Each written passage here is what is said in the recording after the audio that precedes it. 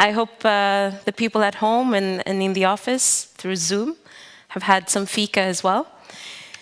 I am so grateful for this panel conversation, and we haven't even started yet. So we're designing the future, AI's role in art, creativity, architecture, but also education and music. And someone walked up to me during the break, and she said something that was absolutely amazing. She said, it's a lot to take in. There's so many different perspectives. There are so many different wills, and there are so many layers to this.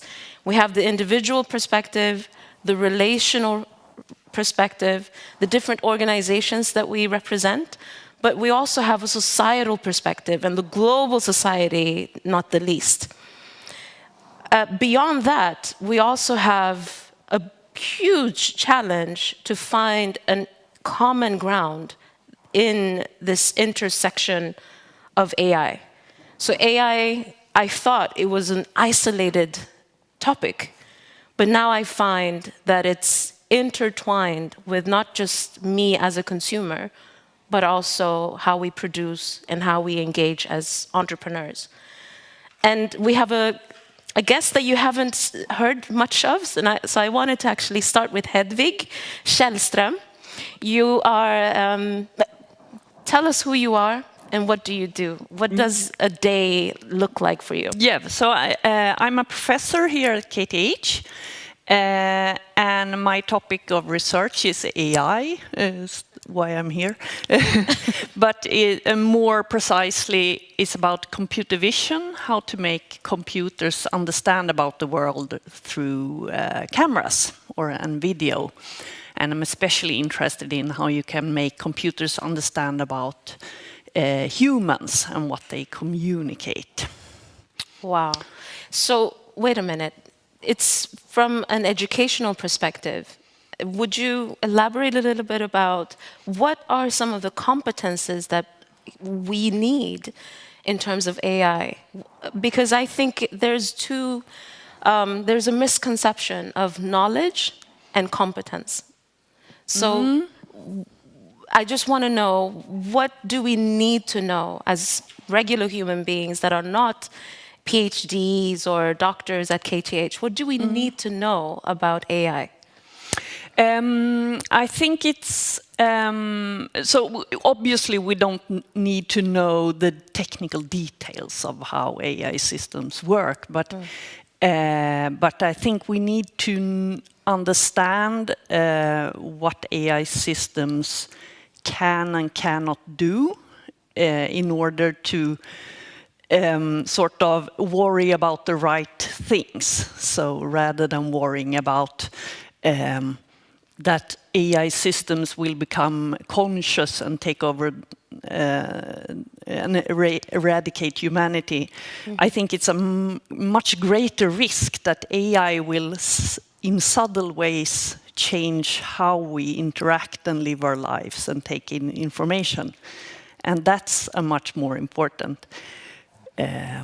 So I think it's important that we sort of think about and educate ourselves about what is happening to the ways with which we take in news, for example. People get the news through social media, and that creates like polarization because people get totally different world views from their very diversified media flows. So I think it's really important that we think about such things. That ventured away a bit from creativity and so on. But no, I think I think we will eventually agree to disagree and to agree again. But you know, AI contributes to shaping the future through its capacity to analyze, right? Vast data sets and identify patterns and generate insights that human beings might overlook. We don't even understand, or from an individual perspective, sometimes I don't understand what data it is I am engaged in. For me, I think I am a consumer, but does it mean that I'm also part of AI now that I'm giving my data away? Yes, I think so, actually.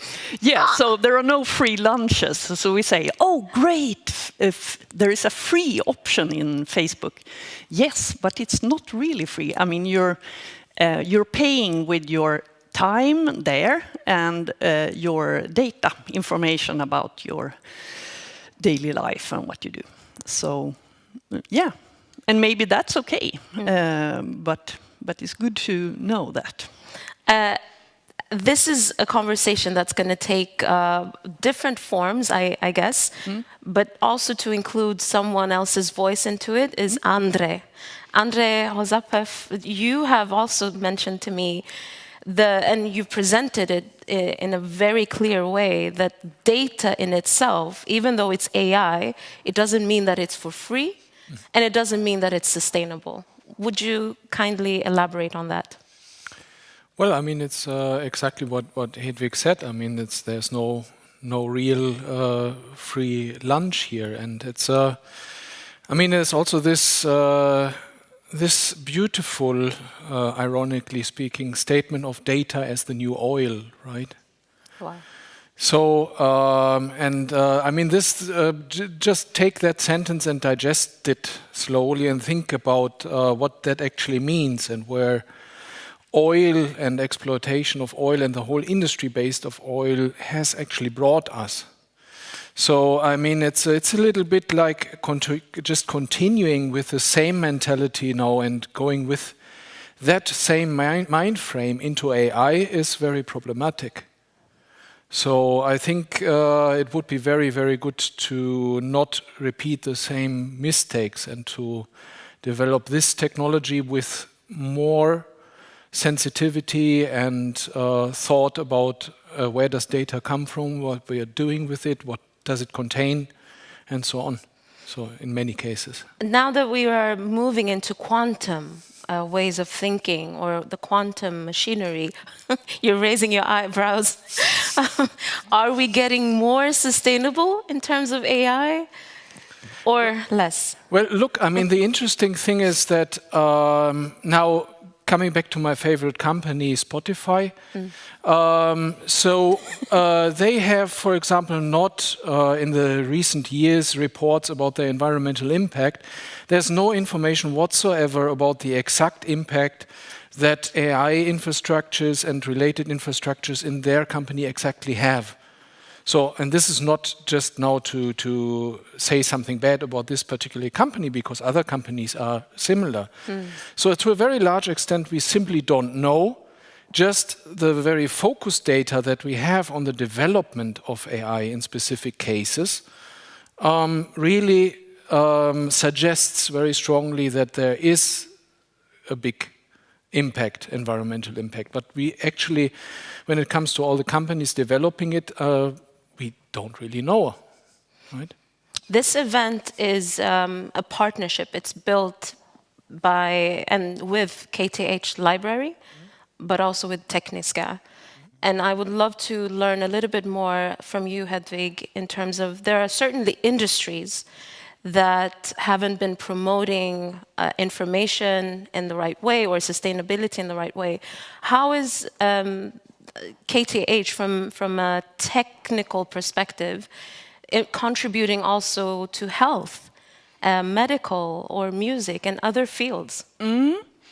I mean, so there are a lot of applications of AI in health that are that we work on here at KTH, but also at other places. For example, you have very good AI-based techniques for diagnosing different types of skin cancer and also breast cancer from mammograms to a much higher precision than a human could do. So I think there's a great potential in developing AI technology that is a help for human doctors.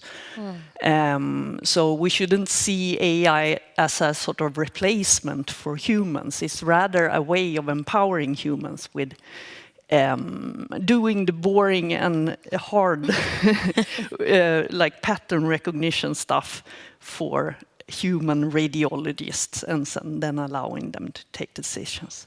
And in the same in creativity and art, you can, as many of the speakers talked about, you can interact with AI systems to spark your own creativity and get new ideas. Thank you for bridging and also mentioning the pink elephant in the room that has to do with patterns and how inclusive are we really in terms of AI? Do we have everyone on board, Ingrid? Thank you for asking. First, if you don't mind, I would like to add a comment on sustainability. Of course, I agree with everything that has been said, but I would also like to mention that AI systems can also help optimize a lot of processes that impact on the environment. For example, food production, water use, heating of buildings. That's going to be reduced extremely with AI if we manage to make this use more popular and not so expensive. So we could really save a lot of energy in that way and reduce our impact on Earth. And of course, we have to consider how much balance, how much energy we are using to produce all these systems, as you so correctly mentioned, that they require so much energy, but how much in turn we can reduce in other ways. So I would also like to say that this question of the impact in the environment is very complex, and we cannot really simplify by saying it. I think we need to consider many other perspectives into climate and AI. Based on your answer, I need to rephrase my question. Okay. So we have this Agenda 2030 for UN, and I know that you are a big champion when it comes to social inclusion. So could you share with us why you are enhancing social inclusion, and what does it really mean practically? Well, social inclusion for me is not making everyone or making some people adapt to the majority or making everyone be the same. No, it's giving everyone a voice, and it's giving everyone an opportunity and a possibility to live a life that has dignity, and it has a minimum of, for example, access to clean water or access to food or access to shelter. So these are minimums, and we should work on them. And it's unacceptable that in places that they're democratic and prosperous economies, there's people that don't know if they are going to sleep in a house or not the following day. So we really need to strive to help everyone, to not leave anyone behind. And not only on the democratic systems, but in the whole world, I think we all have a responsibility to help everyone. I'm not meaning only people, also non-humans, the species that may be vulnerable with these kinds of new technologies. Could you give us an example? For example, I like very much an example of AI and how it's helping. There's a company, I'm sorry, I don't know the name right now, but it's identifying through sensors and combined with AI. It's helping to identify species in Africa that are endangered, and it's helping to avoid illegal hunting.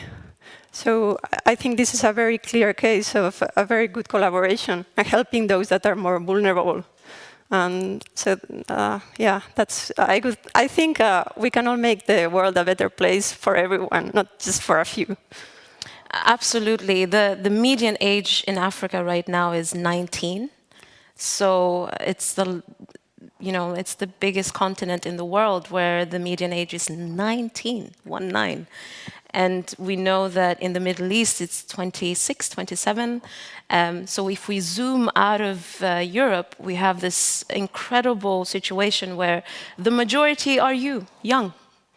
You're literally the majority in the world. And Ingrid, you have something in common with another architecture in the room. And I would love for you, Astrid, to tell us a little bit about, in terms of inclusivity. I know that wisdom is a place for everyone, and you are challenging how we learn and how we view education. What are you looking to create for the coming generation? And what does it mean for Stockholm, but also beyond? Yes, I mean, this is something we've already been doing, but I think Wisdom Stockholm will make it even easier to bring new generations to the museum. I mean, we see a lowering interest to study in the classical technical fields. So we need to talk about technology in different ways, broaden the idea of what technology is. So I think this visualization dome is a powerful tool as a part of that. And I mean, the building itself is materializing the meeting between how you're not, technology is not empty. It's always connected to something very human, or should be, or it's a possibility. And for people that may be not interested in technology as on its own, I think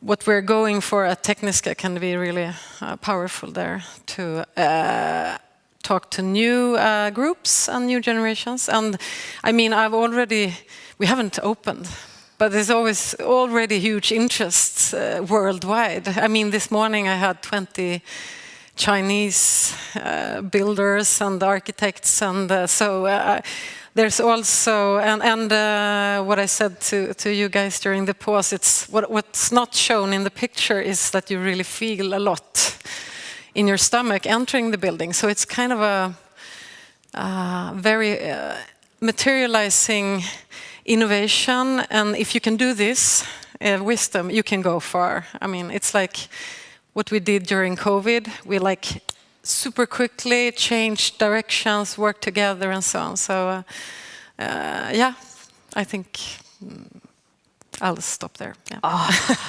don't stop. You know, I have something in common with you, even though I'm not an architecture. I was part of Space 2 years before it was launched, and Space became the world's largest gaming center in the heart of Sergels Torg. And when you mentioned wisdom, I was like, I think I know the feeling when it feels like in 1 week's time we are opening up the door and everyone is expected to come in, and you're like, how will they feel when they enter into this field, you know, this new space that's been your baby for such a long time? Then my mind changed when you said it was 12,000 square meters, which is way beyond what I imagined. No. Did I say that? No, maybe it's me then. 1,250 square meters. Oh. So it's not. That's a big difference. I don't know who put that zero extra. It's me. It's me, yeah. You guys. I'm the guilty one. My question to you is, how has AI, just to revert back to the AI conversation in terms of architecture, how has AI played a role in shaping the architecture itself for Wisdom Stockholm, and what challenges or opportunities have emerged in this integration? I mean, Wisdom is not truly like an AI project, but I mean, you have it as a part everywhere, and I would say it's always like I mean, the process of wisdom could visualize how I think AI should be used. I mean, as a stepping stone, and always, I mean, what Blume Lehmann did is shortening the process. So it's a computer, human being, computer, human being. It's shorter periods in each step. So in a way, yeah, it's not an AI project like that, but it's really learning us a lot of the process, that you could say. I could talk. I have questions, but I think and I hope I will be one of the guests soon. Yes, to visit. Call me any day, and I'm there. Who else is joining? I'm there. Everyone in the room is joining. I want us to have a deep conversation when it comes to creativity, and I know it's going to take us time, so I'm going to invest some time on creativity. And I have to ask you first, Ayaz, you said something in the beginning to me, Ayaz Fayaz, but I need you to first tell me, what is your vision for AI society? So, yes, the AI Society has been a platform for students who are interested in AI here at KTH to be able to connect with one another, and at least I can speak only for myself, it has been a truly great opportunity. I've made so many new friends that are engaged in this topic from different aspects. Brilliant students, some of whom have left out to other universities to pursue greater careers from last year. And to have that platform to be able to connect with others who are engaged in this topic on a deeper level, but also as a personal interest, is truly an opportunity that I would encourage all other students not to miss out on. I was just recently having lunch with a friend of mine from the AI Society, and our conversation began relatively simply with just about data, but it started taking new routes about humanity's future and my general passion of putting chips in people's brains, and his vision of it all being gloomy and doomy for us. And when people who are interested on these subjects on a technical basis and on a personal basis have these conversations, maybe it is the only pathway for us to be able to create a vision that is livable for both us and AI in the, as Stuart Russell calls it, compatible manner between AI and humanity. So the hope is simply to be a platform for these discussions between students, and also for students to learn about AI companies around the world. Generative AI is a big deal, and I think the tool that we have been introduced to is ChatGPT, right? And I know that you have an eye on for arts, and we got to listen to music that was AI generated earlier today. My question for you again, Ayaz, and just to open up for a broader conversation with everyone in terms of creativity, is it possible for AI to produce a painting that surpasses Van Gogh? Well, that's a very fascinating question, because as me and Hedvig had a discussion a few days ago just about this, that the painting or art that is created by the human, and as Luca mentioned, it's not just about the image that you see in front of your eyes, it's also about the story. There is this fascinating painting translated to The Raft of Medusa at the Louvre.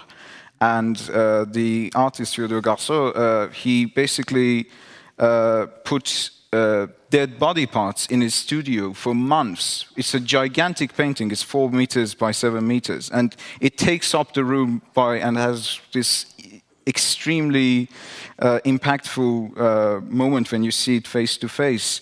And knowing that history, you just imagine to yourself the pain and the endurance that this artist has put himself through to create this. And the same could be said of the works of Beethoven while he was deaf and composing the Ninth Symphony. So it's how we perceive art is the real question, because we don't necessarily have a means of defining what good art is. It's about our perceptions towards it. So maybe AI could create images that are truly surpass any human capability, but I don't think that human beings, at least for the at the current state of our society, will ever perceive them in the same way that they would perceive those. Yes, I was hoping that you would go ahead. No, so I would like to add to that I think, I mean, yeah, so you could have a computer paint an amazing painting which is really elaborate, but what's the meaning of it? Humans have feelings and experiences, and that's what you as an artist express through a piece of music or a text or a painting or a statue or a sculpture. And it's the piece of art has no meaning without the sort of intention behind it. And so it's the same thing. You can ask ChatGPT to write a poem that sounds exactly like Shakespeare, but it's still meaningless because it's just a mashup of other text that he has read. It's like a student that has been in a room and studied all the books in the world without experiencing anything, and then writing a book. And it's like, yeah.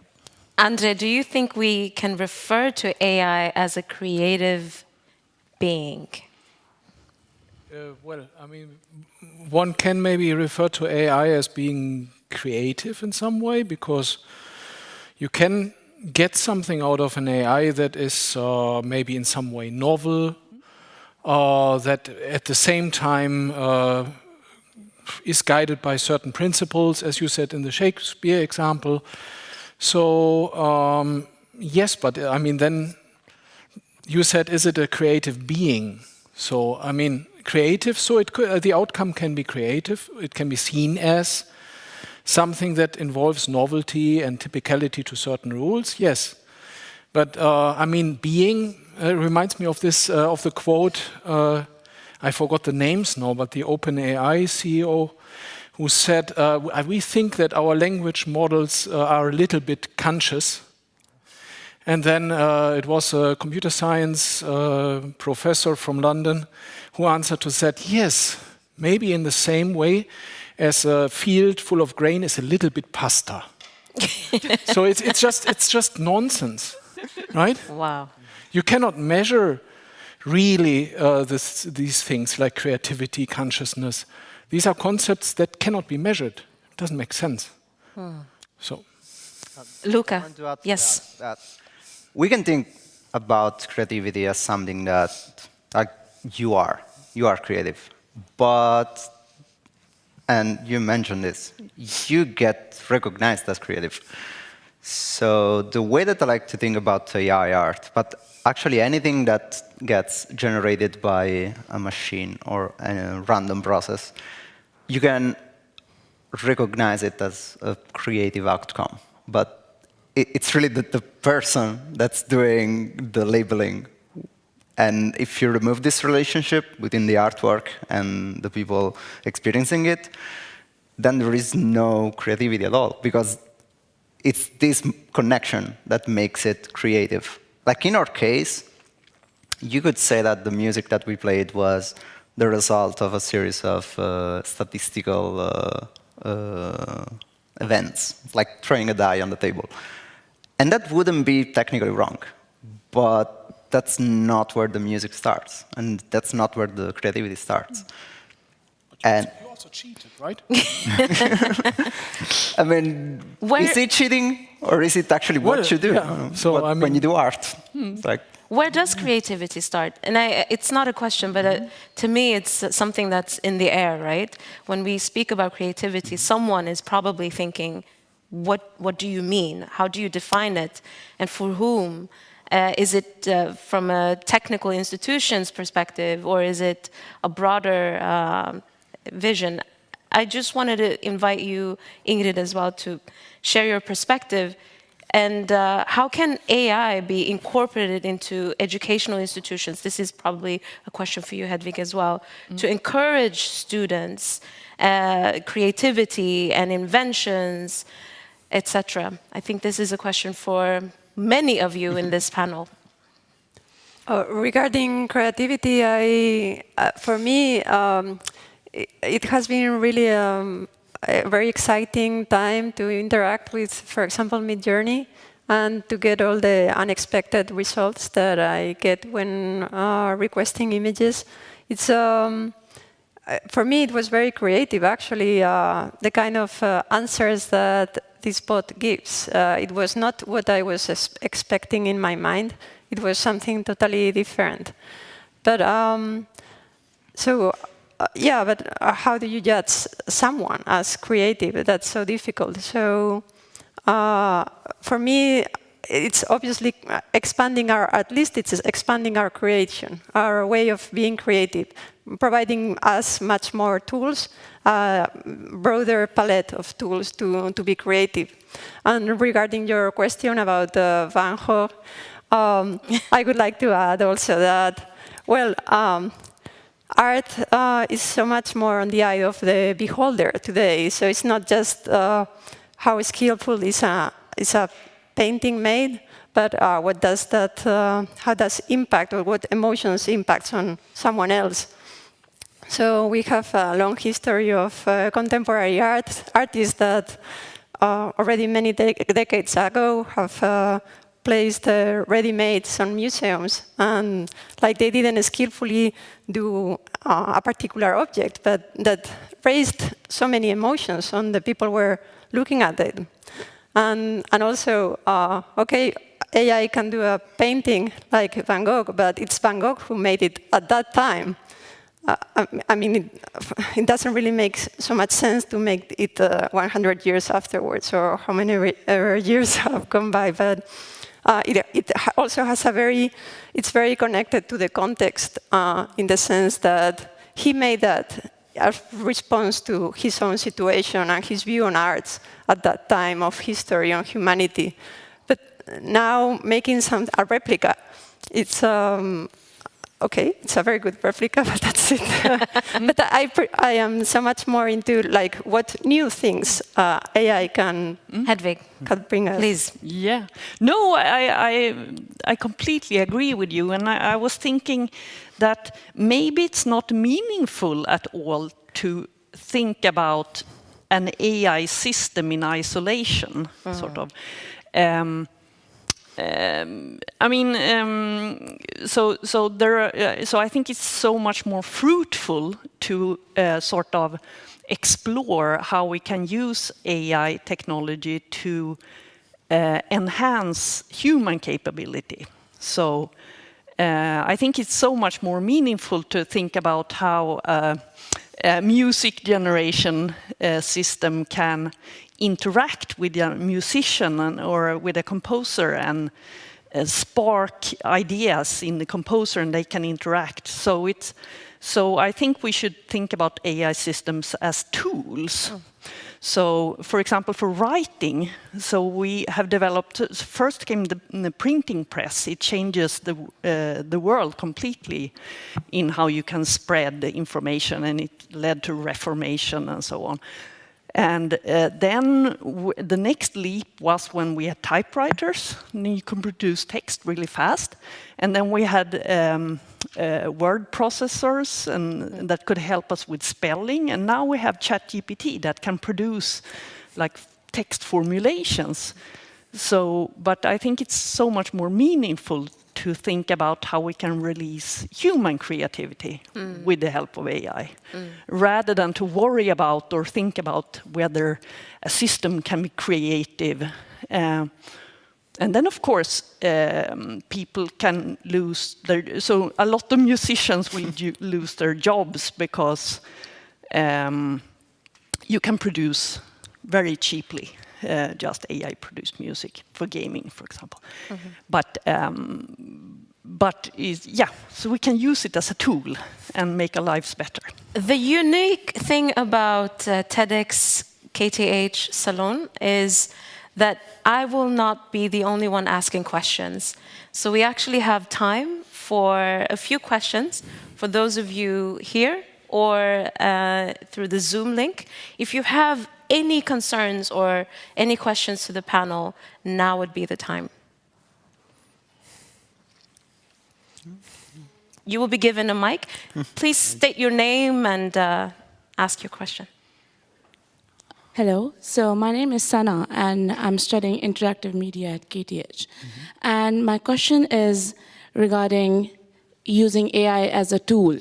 And being a student, being a young person, we are in contact with AI in a very different way from the professionals. And in coming generation would be even in a very different way in contact with AI. For example, I'll just give a very easy example. If I can do an assignment using ChatGPT, why should I use my brain? And that after one time, I won't be able to use, like I'm scared of using ChatGPT because I think that maybe I will lose my ability to think that well.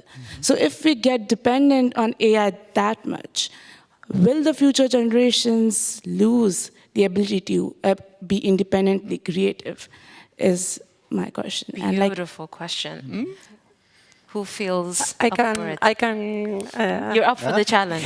Go ahead. I think sometimes it has been seen as a menace, but I think it's a huge opportunity for everyone, for education. Now you have a very powerful tool to help you think more critically. Okay, it can make your essay, but then you have to read it and think, is this what I want to write? Is this what I want to write? Are these the questions? Are these relevant? I think it will help you a lot as students, and I wish I had it when I was a student, actually. So, and it will probably help you to think about other aspects in your essay that you had not thought before. So, also, I think teachers are also adapting to giving new assignments regarding this tool. And yeah, I think it has a huge positive potential, definitely. Yeah. Andre? And maybe just, of course, like when you have a technology like ChatGPT or whatever kind of other technology and you're using it, it's not like here's technology and here am I. It's like that. So if technology changes, so does the other, it's not the other side, I mean, it's one thing, right? So that has been always like that. If you start reading in different ways on screens or whatever, all this changes the way you and your brain perceive the outside world and process it. So there's an interaction between these two. It changes, yes, absolutely. Definitely will, but where it goes then, that's the next question. If we all just use ChatGPT and don't use our brain, yeah. But the carbon footprint will definitely be there anyway. Always. Well, yeah. So for that reason, I mean, I don't check in my class if students actually use ChatGPT, because I just think using the brain is in the end just the better idea. This is not official KTH policy, I think. So I'm not speaking on behalf of KTH here. No. But, yeah. So. No, but I think it's a huge positive part in the creative process. Working in a group, now you have a ChatGPT to take you in roads. I have a graphic designer, artists around me, and they are saying, yeah, maybe I'm without work in a couple of years, but as it is now, it's like a powerful tool of challenging them. And they are always needed in the process, as I see it, because they get kind of a boring result, and then they add, no, this, la, la. So it's even like challenging in a way that's better than before, what I see. Yeah. We have time for one more question.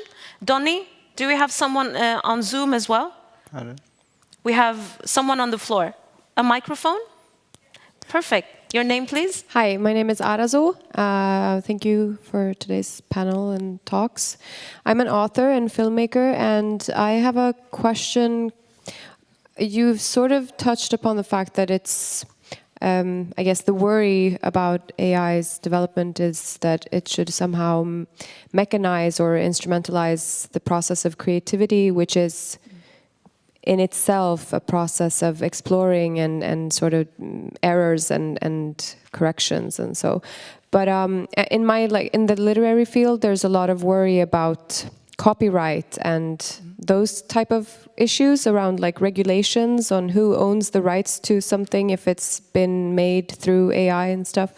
But I'm also like wondering about the impact it may have on the increase of fake news and like democracy, and how you can use AI to sort of you can feed it with somebody's voice, and you can suddenly have a clip of like, I don't know, the Joe Biden saying something that he hasn't actually said, which could have a major impact on global politics and stuff like that. So if you could say something about the latter, perhaps, would be very interesting to hear your take on it. Hedvig first, and then Yes. Ayaz. Yes. So I actually talked to a reporter from DN about this just a week ago, so that's why I've thought about it lately. So, I mean, you're right. It's so there has always been forgery of images and so on, and it's like changing people's opinions or sort of affecting people's opinions about something by forgery. But now it's so much easier. So, as you said, you can produce a movie of Joe Biden saying something outrageous. But it's also the other problem around. So I think that many people have become very conscious and critical about these possibilities and questioning evidence. So when they see an evidence of a dead child, for example, they might say it might be too stressful to take in, that this is actually an image of a dead child.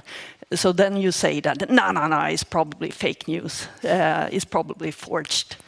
So that you don't trust any information. You just say that everything is fake, I'm not going to trust any information. And I think that's the largest risk of AI right now, one of the largest. Okay, so we could probably go on and on and on, but the time is up, and we had one more question. Two quick ones.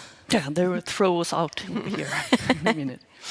Quick. Yes, so Your name? Emily. Hey, Emily. And we had just yesterday a Zoom educational thing with Bennett, and a guy there said that every quarter the AI system is doubling its ability to perform, like it's getting double the better.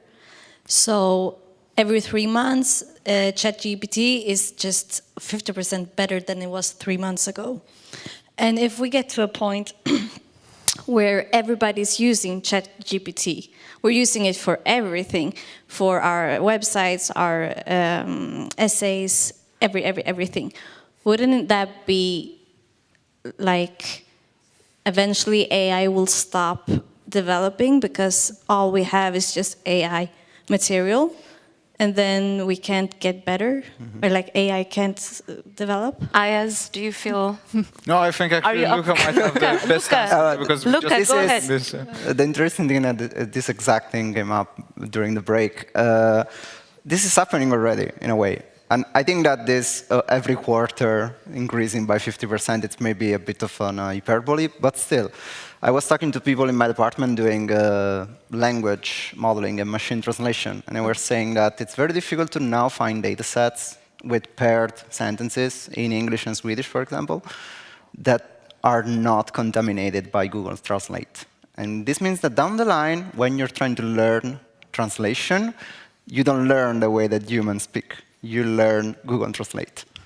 So it's definitely a risk, and there's probably no way out apart from being smart about how you filter your data. But as long as we just keep putting everything on the internet and then taking everything from the internet without thinking too much about it, this will definitely happen.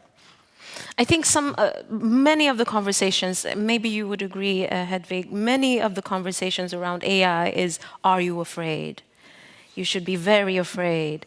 And for once, we have, thanks to you guys for showing up and for all the brilliant questions and this incredible panel, we've raised the bar a little bit and started speaking about how do we engage depending, no matter what you look like, where you live, what your last name is, or what your address is. I think it's essential for us all to take something away from this event. We have one last question. Your name? Yeah, hi, I'm Shrikar. I'll just make it quick. So there are social media platforms that are using AI and algorithms that make you want to stay on the platform as long as they want, because that's what is making them money.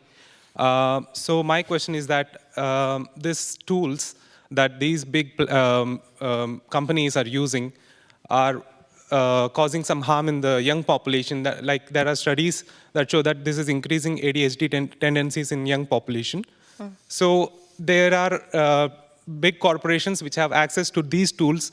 So that, and on the other hand, we as a society are not able to use AI technologies to avoid these kinds of problems. So how do we as a society cope with this? Andre. So the way society would usually cope with it is by legislation, right? And right now, in this very moment, European Union is discussing what is called the AI Act, right? And that is basically, in a nutshell, like a risk categorization into unacceptable risks, so forget it, like AI for warfare or whatever.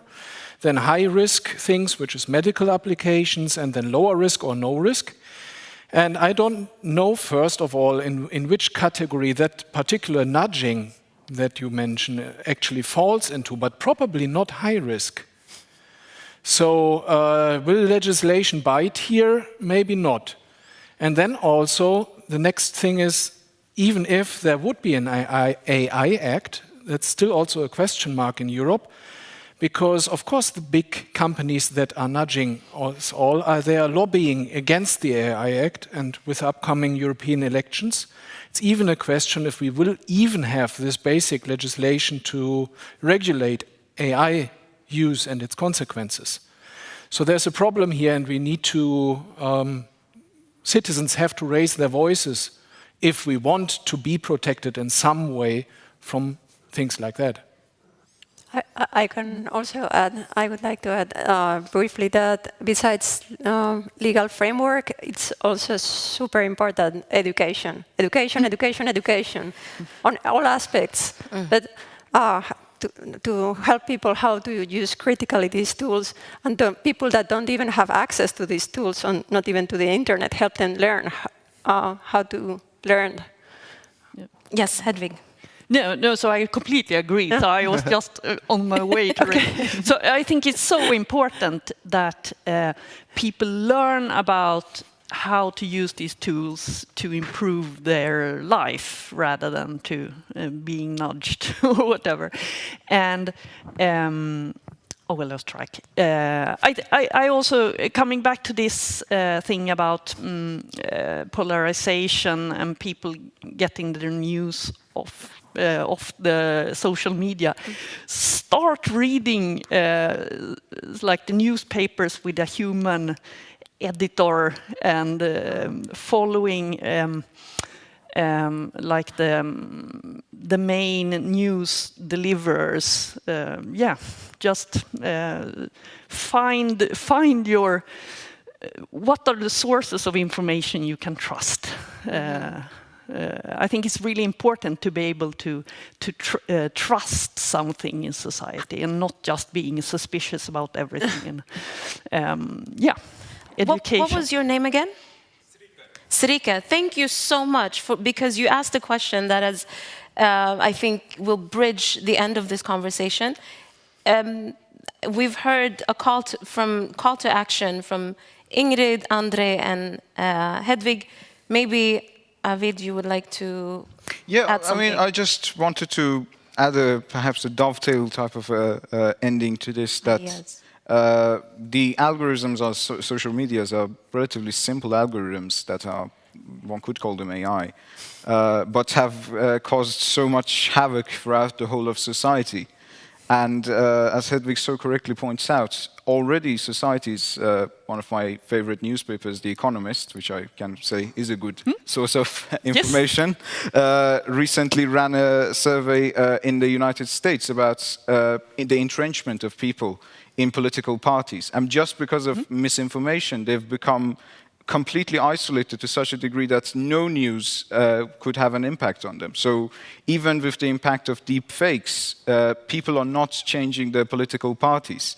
So it's really important to take in that so far with a relatively simple AI, we've managed to mess our society to such a degree. So with these very much more powerful tools that are available now, we have to be very cautious about our future. Ayaz Fayaz. So, Astrid, what would you like to add? One call to action. I say the opposite then. Lean forward and be kind of offensive in a positive way to take the command and be engaged and be interactive with this tool. If we are there and interact, I think, it's a stepping stone to reach even further with our own creativity. Astrid Stenberg, and we have Luca. One last short one. You said that people are scared of AI. I wouldn't be scared. I would be worried, which you can be scared of things that you don't understand. But try to understand what's going on. Be worried, because for me, a lot of AI problems are actually society problems. And AI, it's just the things that make them worse, but they are still problems on their own. So challenge that and look at the things that are critical without AI. Because AI is probably going to be an added stress to these problems. Wonderful. A warm applause for our wonderful panel.